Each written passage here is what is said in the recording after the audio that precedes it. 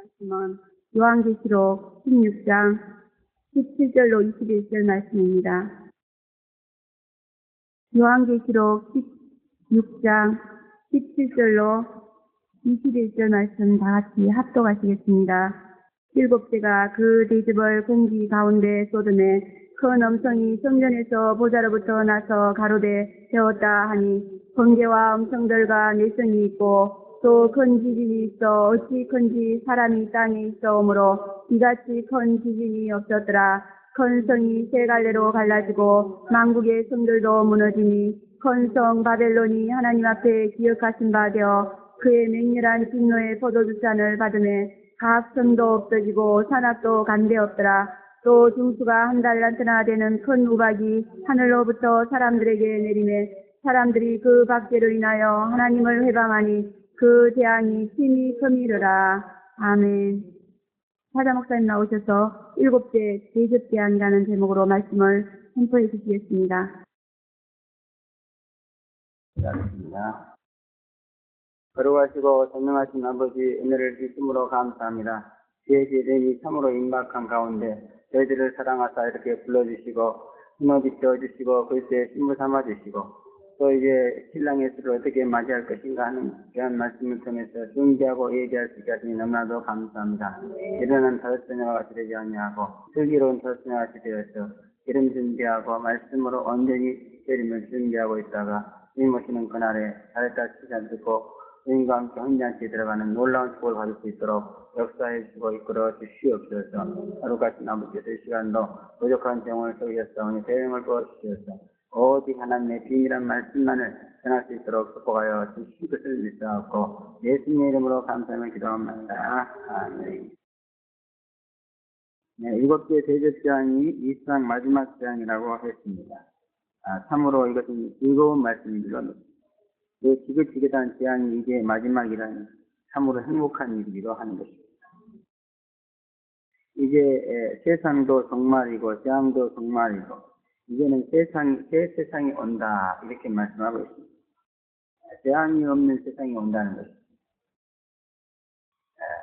저는 여태까지 그렇게 큰 재앙을 당해보진 않았습니다. 진짜 이렇게 무서운 재앙을 당한 사람들한테 이 재앙이라는 그런 감각이 우리하고는 다르더라고요. 실질적으로 이 재앙 한번 당하면 인생을 너무너무 훌륭하게 살게 되더라고요. 그래서 요즘에는 교통사고라는 재앙이 너무너무 많아요. 어디가지고 멀쩡하던 아주 그런 기관 완전히 풍부가성이 나고 또 엄청난 신체적인 장애를 당해가지고 비참하게 사는 그런 사람들이 굉장히 많이 생겨나고 있습니다. 참 우리가 이런 재앙에서를 지켜주시는 하나님께 감사해야 될 겁니다. 근데 주님이 오시기 전에 대재앙이 있는데 그것은 그런 것에 이유가 되지 않는다. 너무너무 험악한 것입니다. 그러나 그런 재앙도 마지막에 온다. 다만 일상에 조금만 재앙에서부터 작은 재앙이 있다면 그런 많은 재앙, 마지막 재앙이 있어요. 이 재앙만 끝나면 이 재앙은 다시 오지 않는다. 그런다. 그러므로 좌우간 재앙이 없는 세상을 우리가 맞이하려면 이 마지막 재앙이 있어야 돼요. 이건 하나님의 계획이기 때문에 그 누구도 경계시킬 수가 없는 거예요. 그러므로 우리는 이 마지막 재앙에 대해서 그 의미를 잘 알고 오히려 환영하는 자가 돼야 돼요. 빨리 끝나버리는 게 좋죠. 재앙이 결과라고 했습니다. 죄에 대한 하나님의 진노와 징벌의 수단이 바로 재앙이다. 세상에 죄가 없으면 하나님의 진노도 있을 수 없고 또 재앙도 있을 수 없는 거예요. 그래서 원죄의 결과고 또 자범죄의 결과가 바로 이 땅이 범람하고 있는 그런 크고 작은 모든 재앙이다. 그렇게 성경은 말하고 있습니다. 그러므로 이제 재앙이 없는 세상은 죄가 없는 세상으로 죄가 없으니까 자연히 하나님의 진노도 없고 그버린 재앙도 없는 그런 세상입니다. 이것은 사실 이 세상과 또 인간의 죄와 이런 것들에 대해서 깊이 연구한 그런 신학자들이라는 또 철학자들도 이런 것을 연구하고 있는 사람들이 많아요. 그런 사람들이라면 아마 이러한 일이 있다고 그러면 전부 다 환영할 거예요.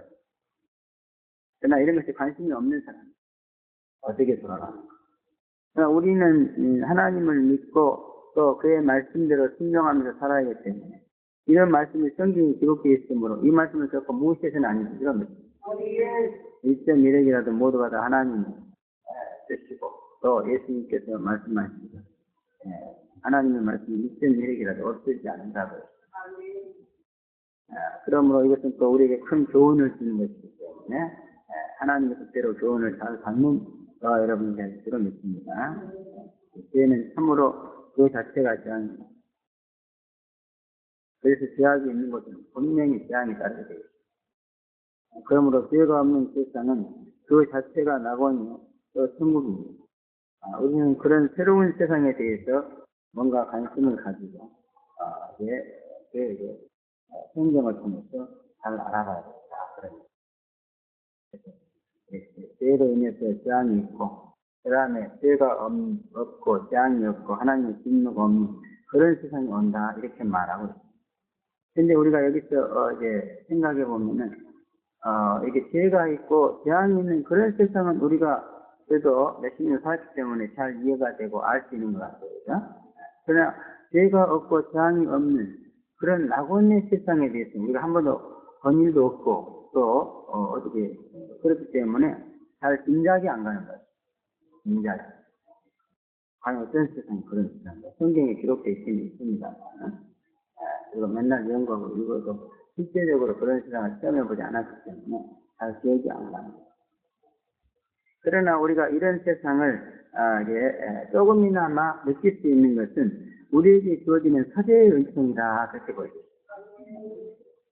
사제의 은총에 의해서 우리 마음속에서 죄악이 제거되고 신령 천국이 이루어지는 것 이것을 맛보면서 어렴풋이나마 죄악이 없는 그런 낙원의 세상이 온다는 것을 좀 알 수 있게 된 것 같아요.